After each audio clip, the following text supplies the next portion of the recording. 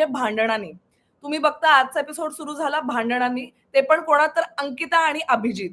आता मला हा प्रश्न विचारायचा आहे, मी काय भांडण एक्सप्लेन नाही करणार आहे तुम्हाला. पण हा प्रश्न विचारायचा आहे, की तुम्हाला कोण बरोबर वाटलं? तुम्हाला अभिजित तिथे बरोबर वाटला, जे काय तो बोलत होता, का तुम्हाला तिथे अंकिता बरोबर वाटली?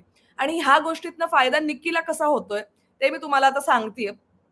काय झालं, सरळ साधी गोष्ट होती ती. ड्युटी वाटप चाललं होतं. तिकडे आता कुठला कॅप्टन नाहीये, काही नाहीये. हे लोकं आपसात डिसाईड करून तिथे ड्युटीज घेत होते. ड्युटीज घेताना तिथे अभिजित हा निकी हिला म्हणला, की "चल टॉयलेट तुला करायचं नाहीये, तू करू नकोस. मी करतो टॉयलेट पूर्ण टॉयलेट बाथरूम मी करतो."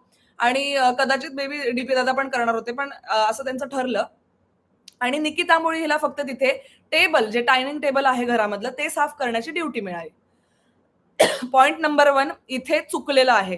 निकी हिला एकच ड्युटी ते पण टेबल साफ करायची. यार घरामध्ये कमी लोकं